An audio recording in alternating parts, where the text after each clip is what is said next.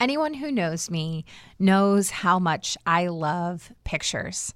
I love to take pictures. I don't necessarily love to be in them unless I'm in them with my loved ones. When my mom died when I was a senior in high school, ever since then, one of my biggest regrets is not having more photos of me and my mom together. It's something that I can't go back and change. And so it's why I take so many pictures of my kids with my kids, of my family with my family, because photos capture time, they capture memories, they capture heart, they capture love. They are powerful.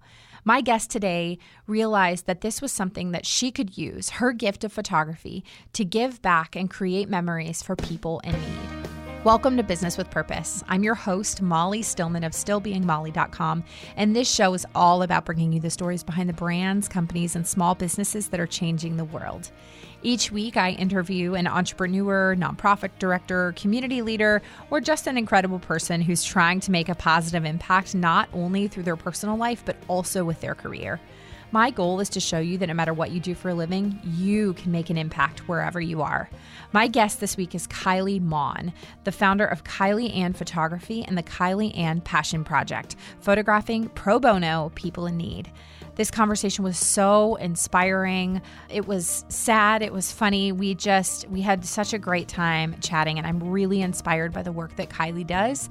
And so without further ado, on to my chat with Kylee. Kylee, welcome to the show. How are you today? I'm doing so good. It's rainy and I'm in a sweatshirt and cozy in my little studio. It's a perfect day. What's your favorite season? Are you like a fall, spring, summer, winter? What's your favorite? I'm definitely a fall, spring. Coming from Washington, I feel like it's always fall, spring in Washington, but I'm in Utah now. So we've got some extremes. We've got like a lot of snow and then really hot summers. I was going to say, where in Utah are you? You're in northern Utah, right? Yeah. Okay. Yes, I'm really north, so there's a lot of snow. I've had to learn how to ski so that I can enjoy life in the winter months, which is like half the year. So, I am very fascinated by the weather out there because I traveled to Salt Lake City a few summers ago, and because I have friends that are out in Utah, they always talk about how freaking cold it gets, and they talk about the snow, and like I had one friend who lives she lives in Sandy, Utah, and they had one winter they had something like 4 or 5 feet of snow, and I was just like, what in the world? Like, I cannot comprehend that much snow. But then when I was there, so I'm thinking like it's gonna be kind of cool. When I was there in June. It was like hell's front porch. It was so hot, and I was not prepared at all. So anyway, exactly. And we're crazy. A little more north, so you add a foot of snow to whatever Sandy and Salt Lake is getting, we have at least a foot more than that. So it's nuts. What do you do? Like, this is a legitimate question that I have. What do you do when you have that much snow? Like, how do you even, function? Yeah, that's a good question. So first couple years, I cried and rocked in my room because I'm from Washington and I don't drive in the snow. Like in Washington, if it snows, the city shuts down. You don't leave. Yeah. So, I've gotten used to it, but I still don't drive unless the plows come because it's super scary. And my husband goes out and he plows, with the little snow plower so that we can make it to the mailbox and stuff. But yeah, it's kind of a weird, when you wake up with feet of snow, it is a weird thing, to walk outside and be like, okay, everything that was here yesterday is now gone. Yeah. When we get snow here in the South, which is not much, but we tend to I've lived in North Carolina 10 years now. And I would say that in the 10 years that I've lived here, pretty much at least once a year, we get a relatively decent snow. There's maybe been 1 or 2 years where we've only gotten a flurry, but once a year, and it always varies. Some years it's been in December. One year we had it in January. One year we had it in February. One year we had it in late March, which was just bizarre. But when we get snow here, the entire people flip out. No school, right? Out. No grocery stores. Everything shuts down. It's amazing. Everything shuts down.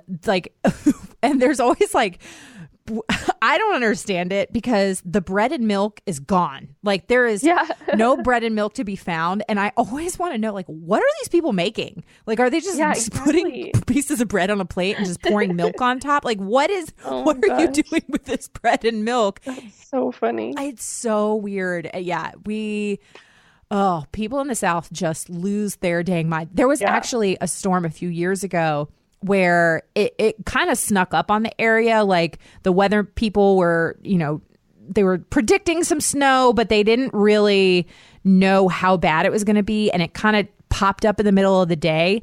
And so kids were in school so they do early release, but the snow just unleashed. And so, of course, like the highways are backed up. Parents are freaking out. My husband at the time was working, like his commute without traffic was like 45 minutes at that time. And I was like, he's going to die on his way home. Like because the people were literally, I kid you not, abandoning cars on the side of the road and just walking because it was so bad. For weeks. Yeah. And if you're not used to the snow, you don't know how to drive in the snow. No. It's scary. For weeks, there were just cars piled up on the side of the highway. But then there was this image that went viral. It still gets brought up every single year. It went viral all over the world. And it was like of this main road in Raleigh called Glenwood Avenue. And you see the snow, you see cars piled up on the side of the road, but then there's a car in the middle just on fire, like people on their phones. Like it is just pandemonium. Oh my gosh. And so people have over the years, like they've photoshopped like dinosaurs into it, like because it just looks like a scene from like an apocalyptic film. Like it is, but it's like, nope, that's just Glenwood. The day the world ended. Yep. Anyway, so here we are talking about snow, but it's cool. It's the thing that unites us, right? Yes. Right? Yes. So let's actually get to what we were here to talk about, and that is the Kylee 101 and your incredible passion project, which we will get to. But I would just love to know who you are and how you got to where you are today. So for the listeners that don't know who you are, tell us all about yourself. Awesome. So I'm Kylee. My business is Kylee Ann Studios. So I started photography about 8.5 years ago. It was just Kylee Ann Photography. It was a one-woman show. I was actually really bad. When you look back and you think you're good at the time, but you look back and you're like, whoa, I can't believe I was taking people's family pictures. So that was me kind of in the beginning. I was just doing it. I loved it. I love photography. My husband, actually how it started is kind of a cute story. So my husband, who's my fiancé at the time, found out I wanted to be a photographer one day. We were broke college kids, it's expensive to get into photography. And so for Valentine's Day that year, I went into his room and his Xbox was gone and there was a little box in its place. And that box was actually my first DSLR. So that's what kind of started photography. Yes. That's so sweet. Yes. So then I just took that camera around and took pictures of my sisters and, my friends until people started hiring me. And when I had my son, things shifted. So I'll talk about this a little bit when I talk about my passion project. But when I had my first son a couple years later, a couple big things happened. First, I had to make this shift in my business where I was going to start treating it like a business. Because I either needed to choose like hobby, take pictures of my family, or make this legit and make money because the time away from, my kid at this point is not worth what I was charging and how long it took and all these things. And then another thing that happened right after my son was born was my cousin was diagnosed with cancer. So I'll talk about that in a minute. But basically I had this huge shift in my business where I jumped in with both feet and just started, blogging and sticking to my pricing and sticking to my editing style and all these different things, investing in education. And from there, it's just kind of blown up. So now here we are in 2019 and I have a team of 6. I have a full associate team. So I shoot full time. I'm mostly doing like commercial and brand stuff now. And then I have 3 full-time wedding photographers and family photographers. We have an editor, a marketing assistant, and we shoot 75 weddings a year now. So it's kind of just grown into this big, awesome business. And then I also do a lot more education, speaking, teaching, online workshops, in-person workshops, and stuff like that.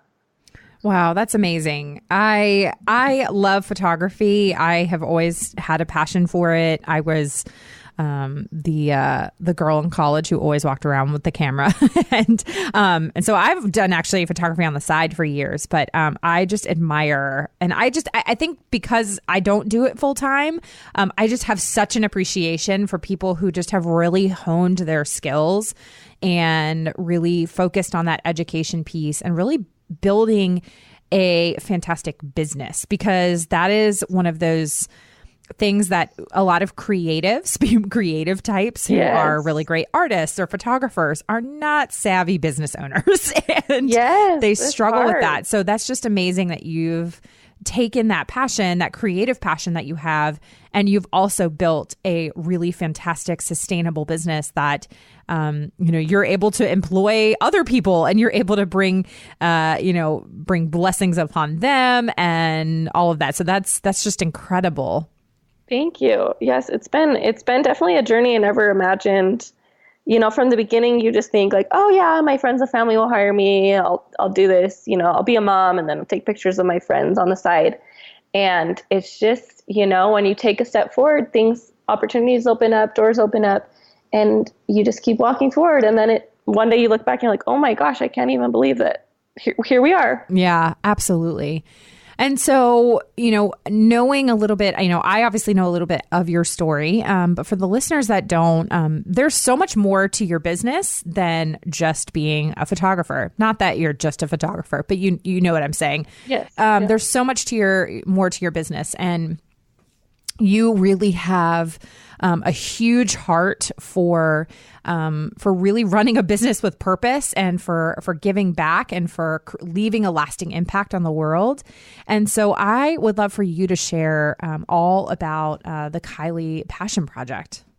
All right. So back to my story with my cousin. Mm-hmm. So it was kind of right when I was making this shift in my business, like, do I really want to do this? And do I really want, to be away from my kids? Is this worth it? Kind of a thing.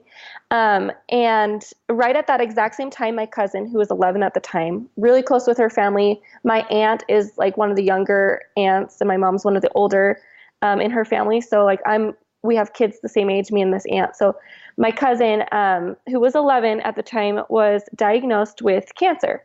And it was the first cancer, the first big thing in our family. So it was a big deal, and it was really hard. And they asked me along the way to photograph a lot of these different events. The first thing I photographed was the day she was pulling out her hair in chunks, losing her hair. And she just didn't even think she'd have hair by the end of the day. They called me one morning and said, can you come over and take our last, not our last, but it could have been, our last family picture with her hair. And so we took a family picture. She couldn't leave the house. She was so sick, just right there in her living room. And then she went into the kitchen and shaved her head. And I actually didn't see her head that day. She was she was 11 years old and bald. That's really hard. But over the cancer journey, I was able to take pictures, like the first time she went out of the house without her hair on, and without any hair, and then without a wig. And then we did fun shoots, all of the wigs people sent her, all the hats people sent her, all the way until she rang the cancer-free bell at the end of her journey. So her last chemo appointment, when she rang the cancer-free bell, and it was really life-changing for me. And that's because, first of all, as a photographer, I got to be there front row on this really emotional journey. And I think, when I started shooting weddings and other things, I get to do that every day with everything, with birth stories, with weddings. You kind of get this VIP pass to the best and worst moments of people's lives. And you get to be right up there and be involved and serve people. And then also I realized that there's a lot of reasons that you need photographs. And obviously my family wouldn't have hired a photographer for these things. If I wasn't part of the family, they wouldn't have had the money or probably the want to have someone there to photograph these things. But now these are the most crucial, some of these moments are some of the most crucial things in her entire life. These build up her whole life. And the day she lost her hair, and the day she rang the chemo bell, or the cancer-free bell, all these things are things that make up her story and that are so important. And so a couple months later, after my cousin was cancer free, one of our really good friends' sisters was diagnosed with breast cancer. She was 29 years old. She had 2-year-old twins. Maybe they were 3 at the time, but it was kind of a really emotional time. And obviously you go through lots of body changes and things. So I took her, we were actually at her brother's wedding, who we were really good friends with, took their family picture. And then she was just constantly on my mind. And I felt like everyone kind of grieves things differently and goes through things differently. And so I didn't want to offend her by asking if she wanted pictures. And I know that's silly looking back, like, the worst she could do is say no, but I didn't know her enough. But I just had this feeling that I needed to ask her if she wanted pictures of her journey at all, like any pictures. And so one day I reached out and I just said, like, hey, I would love to take pictures of anything and everything on your journey if you'd like. It could be, playing with your kids on the floor after chemo, feeling sick in your sweats, or we could do this big styled shoot where we dress up in a pink ball gown to represent breast cancer, like whatever you want. And she told me, she said, I have been praying about finding someone who can take photos of this journey, and I'm going to be losing my hair in the next 24 hours. I've already kept it longer than anyone else. Could we put together a big grand shoot? And so the next day, her mother-in-law, who is her hairdresser, shaved her head, and I found a pink ball gown and a makeup artist, and people came from hours away to help me with this shoot. And we put her in this Vera Wang blush dress, and she got her makeup done. She got all this jewelry, and we just twirled around and, not celebrated, but made a memory out of a really it could probably one of the hardest days in a cancer journey, because it's like reality sets in. And she's now cancer free. And a year after that, she posted on Facebook with those photos and said, this day was supposed to be one of the hardest days for me, but I've never felt more beautiful than I did on this day. So that's when the Kylee Ann Passion, I get emotional every time. Yeah. That's when the Kylee Ann Passion Project was born. And I decided that there's a lot of people out there that are struggling physically, emotionally, financially, and their stories are really important and should be shared. So what I do is basically open nomination. You can nominate anyone to get a free photo session with me. And basically they just have to have a financial or a physical need.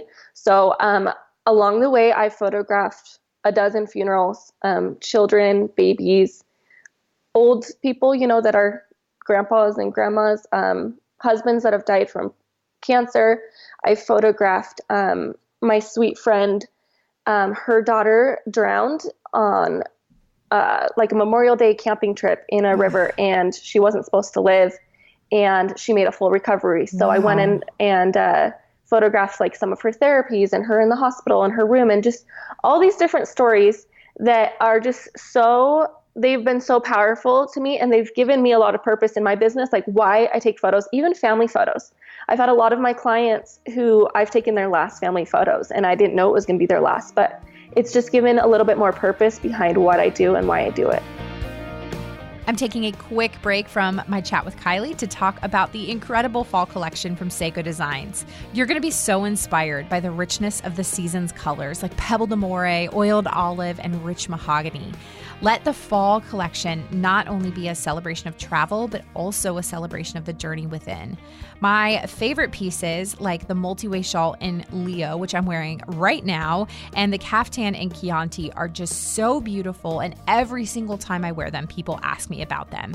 So to shop this incredible collection of fair trade, handmade, beautiful pieces, go to SEKOdesigns.com/Molly Stillman. That's SSEKO Designs.com/Molly Stillman.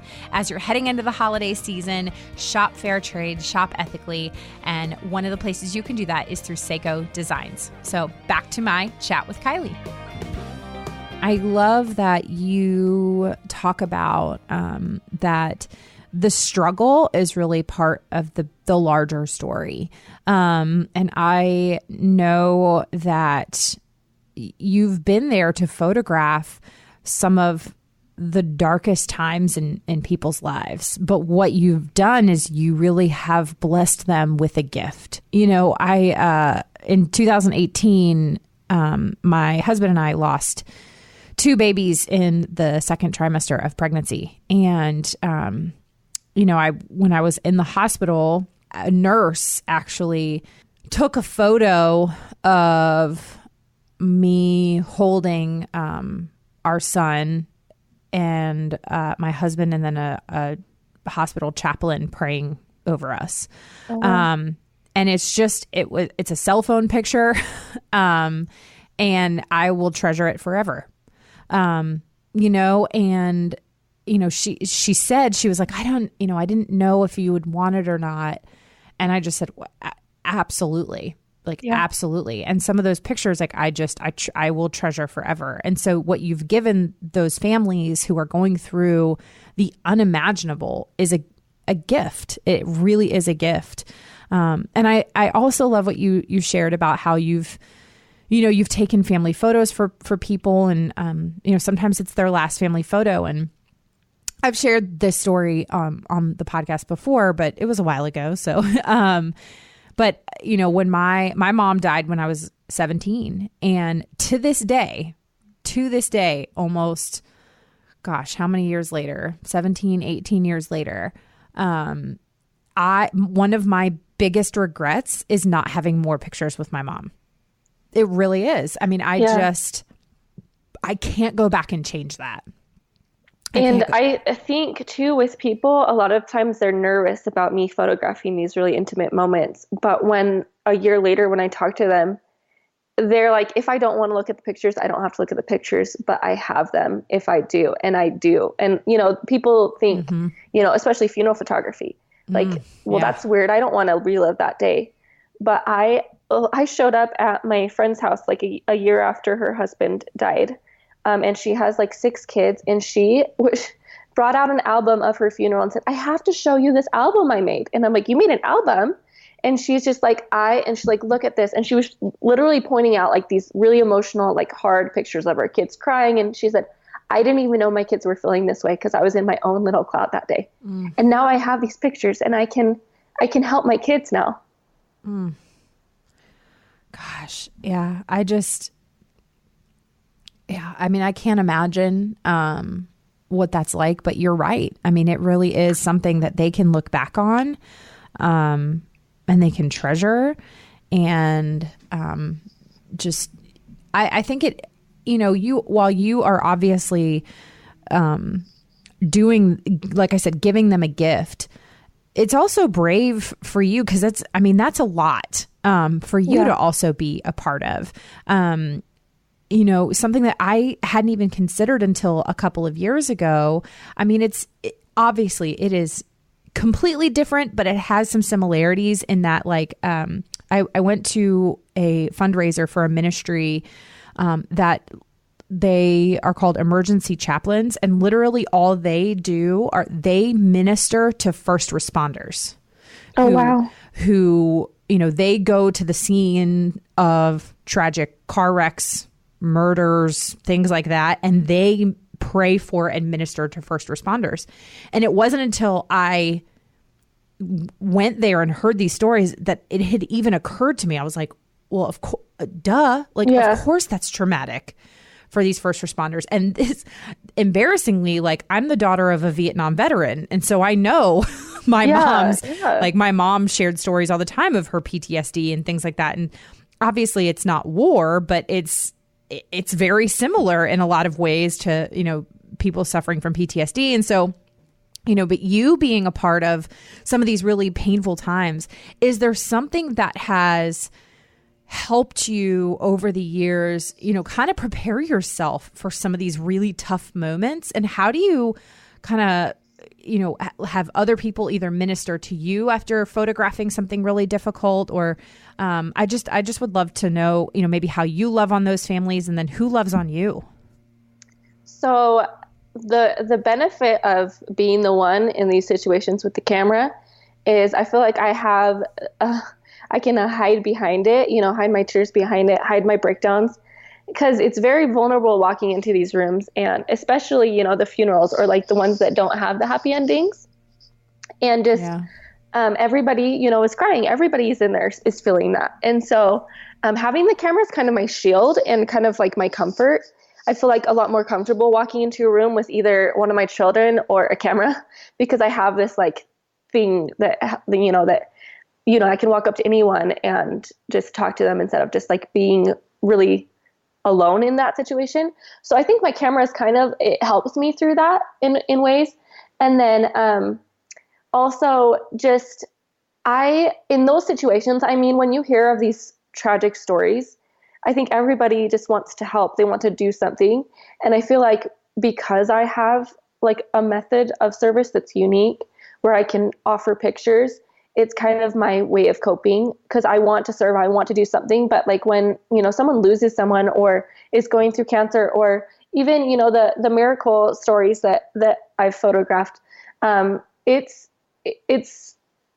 like you want to do something, you want to help, and it's my way of helping. So I feel like, you know, when you are going through a day and you're just thinking about yourself and you're like, ugh, this is the worst day, and then something else happens to someone else, and then you can put your full body into it and serve somebody else, and you just feel better. I honestly feel like because I can do these things, I leave those situations feeling better than if I would have just gone and given the hug and said, like, I'm sorry. I feel like it's a way that I can cope through these things a little bit easier. Yeah, absolutely. Now, what is sort of do you have a kind of long-term vision for how you want to grow the Passion Project? So I actually just recently wanted to implement just like a more seasonal, like where I go strong on it, because I'm always up for a passion project. If someone emails me, I'll do it. And I've been able to photograph, you know, about a monthly basis. Like it depends on the year. But I want to do like a 6 weeks of giving from like November into December. Oh, wow. And just really find people that really, really, really need the help during this season. You know, with gratitude season and gifting and all these different things that come up through November and December. And just do like straight 6 weeks, just one a week, and just find those families that are really needing stuff. And I kind of want to make it something where maybe I do it this year, and then next year I get a lot of other photographers involved, and we kind of just around the world are serving for 6 weeks and do it can be in small ways too, because I know 6 weeks, that's a huge undertaking for a lot of people, but maybe one during this 6 week period, if everyone can do one, we could change a lot of lives. Absolutely. You can absolutely change so many lives. You know, a few months ago, I had photographer Jeremy Cowart on the show, and he years ago launched something called Help Portrait. And Help Portrait, he started off really small, like just in his little area where he photographed people experiencing homelessness. And it's now grown to like literally a worldwide event where they invite, you know, these incredible people in, and they just provide them with a portrait. That's amazing. You know, that's really cool. You know, but he's been able to pull in all these other vendors, people to help with makeup or clothes, hair, you know, things like that, and just like love on and pamper these people. And for some of them, especially because now that it's going on all over the world, you know, some of these people, it's the first time they've ever had a portrait taken of themselves. Yeah. And they gift them with it. They print it there, they put it in a frame and give it to them.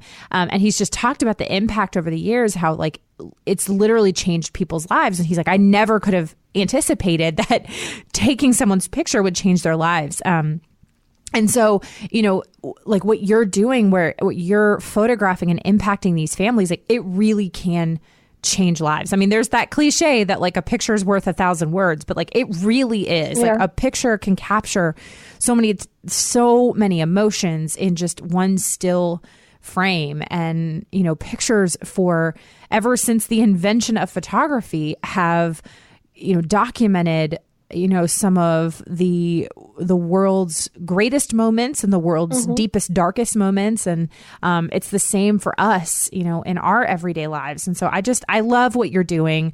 And I really do pray over this project for you, because I think that Jesus is using you in just such an incredible way.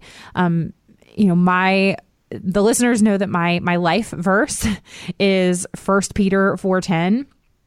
Each one of you should use whatever gift you've received to serve others as faithful stewards of God's grace in its various forms. And like your gift of photography is being used to serve others, and you're showing God's grace through that. Thank you. And it's incredible. I'm really, really thankful for you sharing your story. So thank you, Kylee.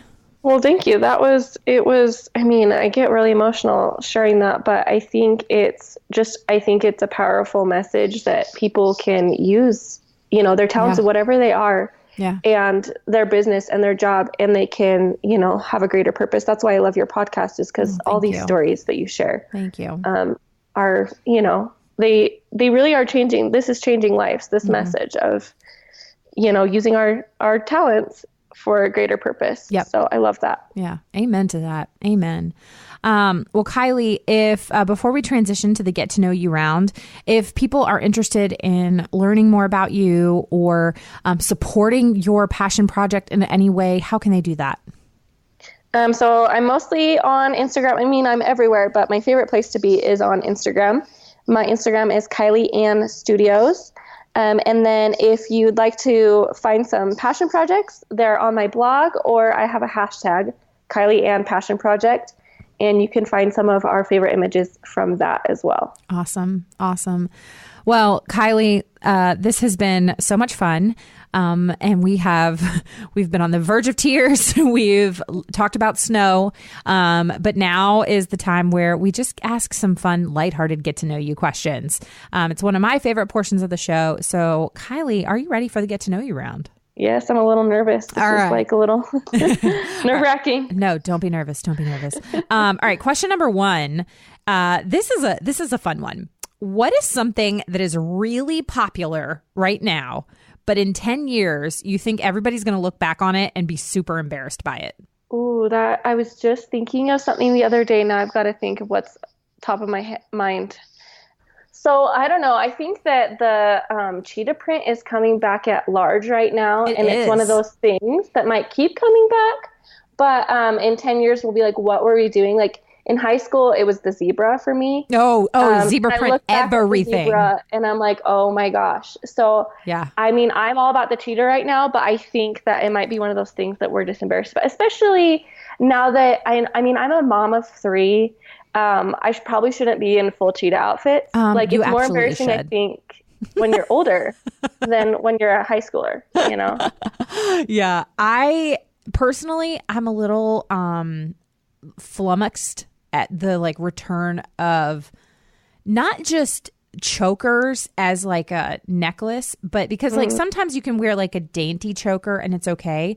But the other day I was out just getting lunch, and there was a group of what I'm assuming are high schoolers there, and all of the girls were wearing the black wiry chokers from the really? 90s. Yes. And I was like, wait, what is this? And then I saw something about, now that I'm, as my dad says, well into my 30s, I don't feel as cool as I used to be, but there's all this talk about the VSCO Girls.